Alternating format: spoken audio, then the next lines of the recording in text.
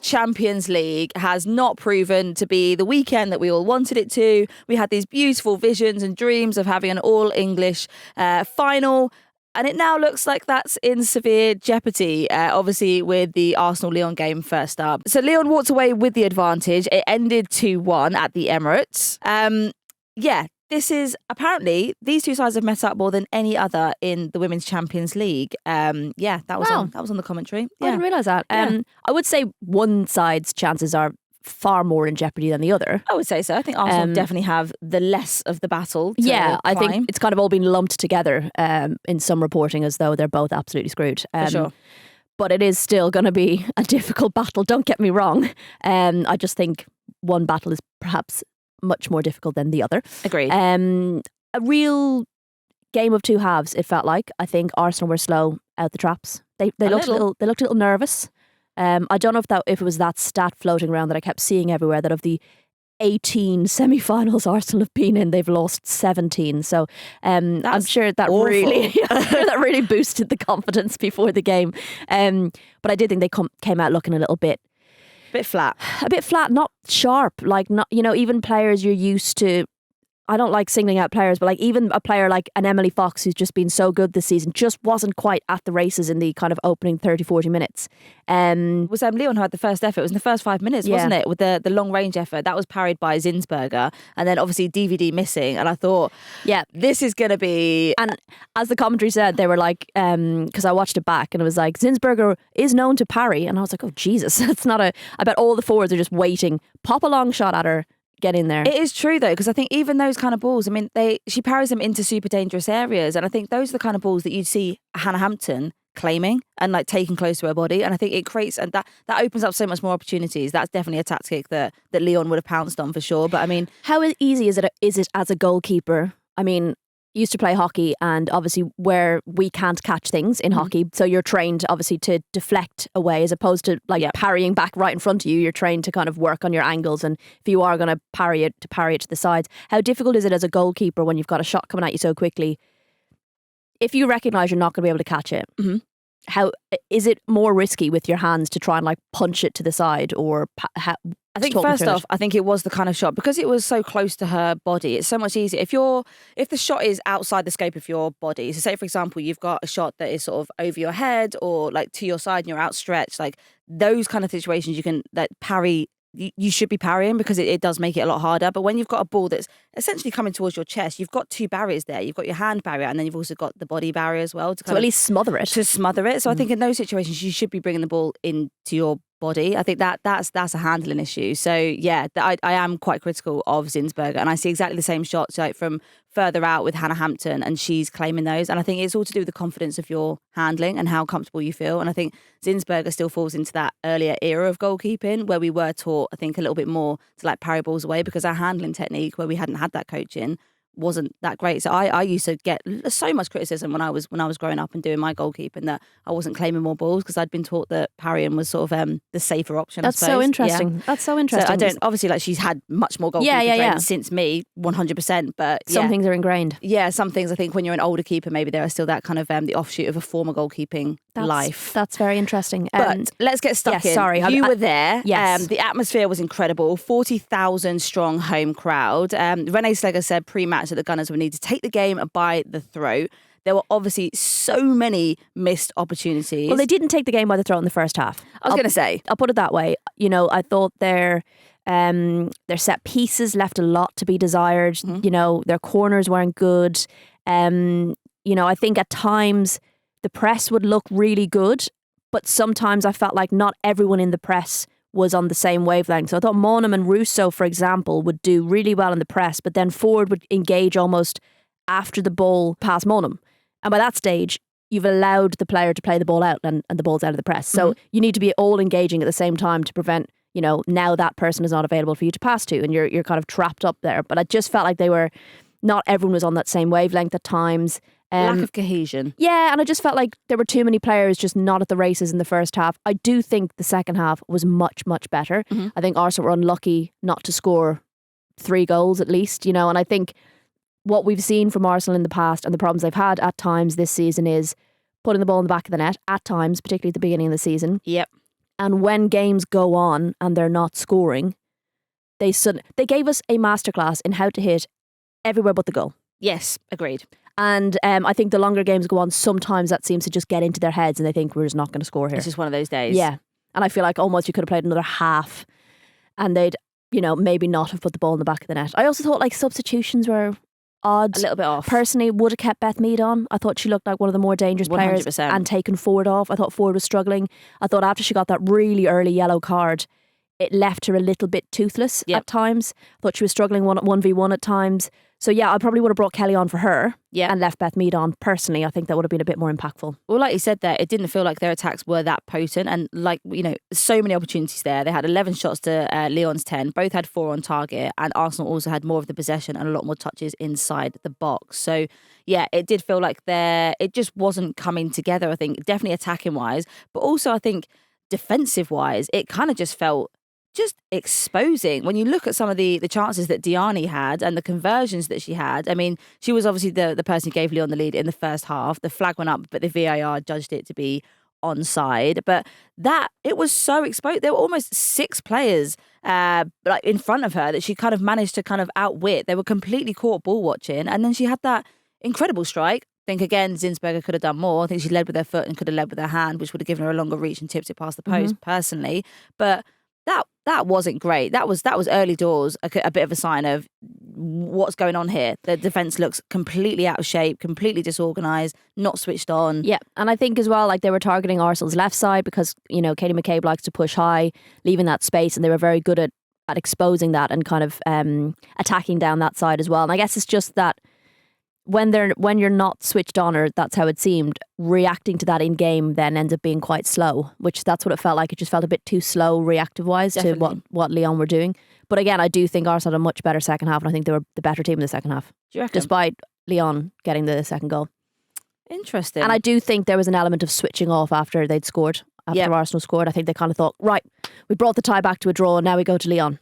But it wasn't even like they brought it back to being a draw in gameplay. It was just a kind of bit of it was a penalty situation. So it was kind of like a bit of luck on their side that they actually brought themselves back into the game. Otherwise, it kind of felt like I don't think they would have maybe bolstered themselves and gone into the second half with as much confidence as they did. Part of me wonders though, if they'd scored that penalty earlier on in the game, would those chances that they created then have gone in? Do you know that kind of way? Because it felt like the more they didn't score from open play, the less likely they were going to score from open play. And almost scoring that pen so late, I just think they relaxed. Do you reckon? Yeah. Okay. Well, do we think actually that penalty was a fair decision? So just to kind of like set it up. So 15 minutes remaining. VAR advised the referee to review a challenge by Christiane Endler on Leah Williamson. Penalty was awarded and Mariona Caldenti fired it home to level. Do we think it was the right call? You tell me as a goalkeeper. Do you know what? It's a tough one. She obviously came out. I think her eyes were fixed on the ball. I don't think there was no intent behind it. It was just a clattering of people in the box. I think it was probably a little bit unfairly given. There wasn't much sort of uproar from the Arsenal players when it happened. Even Leah didn't seem to be that fazed by it. It was just like a part of clattering into people in the box when you're all trying to get to the ball. Playing devil's advocate, if intent shouldn't really matter. If there's a foul, there's a foul. 100%. And secondly, a player claiming for it, we always say, you have to dive, you have to go down to get your penalty because it's not given if you don't. No, I get that. So I think there's like when players take it too far, they're rolling around on the floor. We've seen a couple of those from Lucy Bronze, bless her. But at the same time, I do think if a player hasn't even made any kind of grievance about it, they do you not think Leah was a bit dazed? Fair. Because she's just been boxed in the head. But I don't think, I think that's a little bit part and parcel of going up for a punch, and like in that kind of situation, that is a natural movement that would happen in the game. I would say also she doesn't know whether the keeper's then made contact with the ball or not. Yeah, because she's probably gone up, let's be real, probably eyes closed when you're waiting for the contact. So for her, she knows she's got punched in the head, but maybe doesn't know what the situation is with the ball, and perhaps that's why she didn't claim it. I think it's one of those ones that could have gone either way. Sure. I think as a referee personally, I probably wouldn't have given that on balance, but fair enough. I think it's fair. Yeah. What would you have done? Go on. I think it's difficult. I think without VAR it wouldn't have happened. Yeah. I didn't think it was that controversial, but I think if you're an Arsenal fan, I don't think it was controversial. Well, according to social media, and anyone who doesn't like Arsenal, it was the most controversial decision and absolutely should never have happened. And it means that there'll be 3 or 4 penalties every game if this is the kind of refereeing we're having. So also, it made absolutely little impact on the game. It wasn't like that goal still meant much. Well, I suppose it means much in terms of the aggregate, but it didn't mean much in terms of that particular game. So, yeah. I think we should all calm down a bit. It was a 50-50 one. I understand that it was given. So I think it's the kind of thing that if it happened to your team, yeah, aggrieved. You'd want it. Yeah. 100%. Right, let's talk a little bit about some of the chances that Lyon created then. Melchi Dormane scored in the 82nd minute for Lyon's second. I think that felt very, very deserved. I thought she had an incredible game. So many earlier chances. I feel like she found herself in and around the penalty area with a shed ton of space all the time. She had a really good chance in the 20th minute, which just went wide of the post. And it kind of, that for me was like a warning shot for the Arsenal defence, because I remember she shot that wide and then the Arsenal players, the back line just looked at each other and it all seemed like they were kind of like pointing at each other going, well, like, what happened? That's Spider-Man meme. What? But nothing changed then. It kind of felt like then there was a couple of chances that Dormane had then picking up the ball in midfield.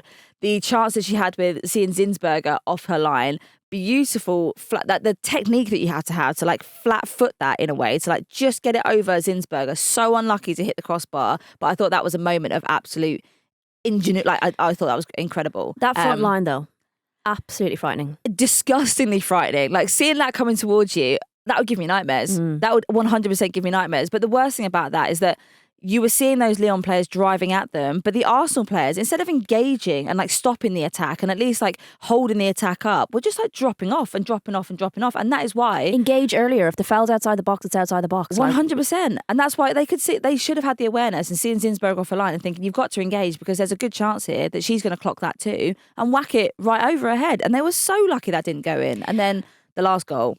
Yeah, but I just think equally for them there was only 4 shots on target, which seems mad when you think about the first half. It felt like they had much more dominance, and 13 touches inside Arsenal's box compared to Arsenal's 23. So that's quite a big difference, and it almost didn't feel like that when you were there watching it. It didn't feel like Arsenal actually were better in all of the kind of attacking stats, which Agreed. is that kind of way, especially in the first half. And I think maybe sometimes that can colour your overall judgment of a game. But there was a lot of warning signs that I just felt like all the alarms were going off and they were just like wandering around like, everything's fine. It reminds me of a podcast that I did with Holly, our producer, about a month or so ago. And it was a special episode. And I was in the booth and I was just listening to the fire alarm go off. And I was like, don't worry, it's fine. It's absolutely Feeling fine. the ground. And then literally like 15 minutes later, it was still going off. And I think then, like when Holly was doing the producing of the podcast, she was like, Chloe, you were literally sat there for 20 minutes that the whole fucking building could have burned down.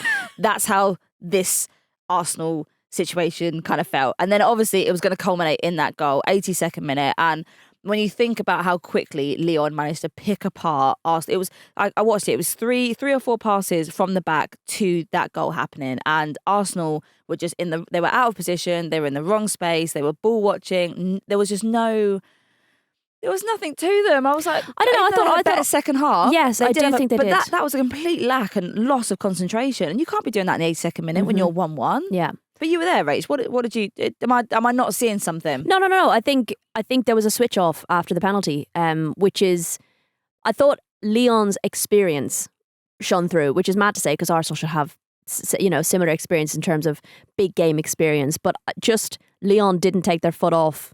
Yes. For them, the game wasn't over. They want to go back with the win. Whereas I think Arsenal almost felt like, okay, we've managed to claw this back, and if we go back now, it's level. It's a better position to be in. And obviously Lyon were not in that same frame of mind. But I do think Arsenal were better in the second half. Agreed. I think they were the better team. Okay, well with that, obviously being a more promising second half, do we think actually that is going to tee Arsenal up to a bigger comeback in the second leg? Obviously, we've seen them do a comeback against Real Madrid in the quarterfinal. I mean, that was such a great comeback. That was a great game. 2-0 deficit, came back 3-2 to get them into this semi-final. Russo obviously had an incredible game that game. Chloe Kelly as well. But Russo's Arsenal top scorer in Europe this season and the second highest scorer in the competition. 6 goals across 8 appearances, including a double in that quarterfinal second leg comeback against Real Madrid. Obviously, some super. There was definitely some positives. I feel like I've been quite critical of Arsenal, but it definitely wasn't a complete shambles. Yeah. No, there was absolutely it was their lack of finish. Yeah. They created the chances. They created the opportunities. Like I said, they could have scored much more goals, and it just seemed, Caitlin Ford could have scored, Monaghan could have scored, Beth Mead could have scored. There were all those moments where you're like, wow, oh, you found another way to not put it between the sticks. Like, that's impressive. It felt very Ida-Velian. A bit, yeah. That's Yes. what I was referring to earlier this season. Those problems almost kind of crept back in again, and it is that mentality side of it. It is going to have to be the thing they draw on, that return leg against Real Madrid. Obviously, it's an experience they've had. They know they can do it. Lyon are a very different team to Real Madrid. Also, I think Real Madrid came out thinking we're 2-0 up. We just need to sit back and defend. Lyon aren't going to play like that. And that allowed Arsenal to have much more space to attack. So I think, look, they can't afford to start slow. They can't afford to be not at the races. They need to be clinical in front of goal. Like, they know they can do that. But yeah, I think, look, we said this about Real Madrid. We were like, they need an early goal. They need an early goal. They didn't get one against Real Madrid. They scored them all in the second half.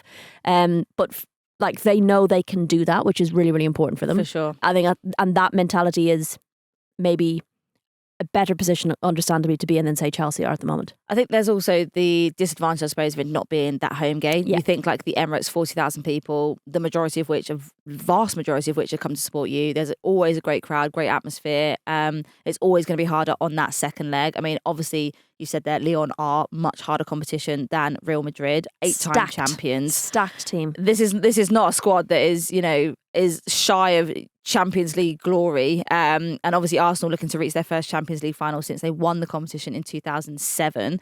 Do I think they can do it? Yeah, 100%. That's not a deficit that I think can't be overturned.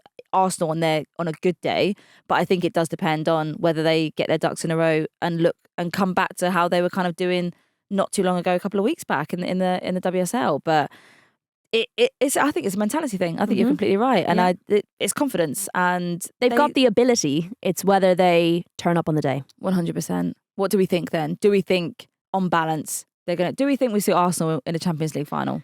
Flagpole in the sand. I want to be positive and say yeah, but I think it's really fucking hard. Like, I mean, it was I know we're going to talk about Chelsea, but it's the same vibe. Like, they don't need to score first in the first 10 or 15 minutes. Game on. But the thing is, it's not just about just do that. Obviously, it's not just about having to score the goals. They also have to stop Lyon from scoring. Like, they're two difficult things. I want to be positive. I think they have the quality and the ability to do it. If they turn up on the day and play the way they can play, they can do it. But yeah, fuck, it's going to be hard. I think they will. Watch this space.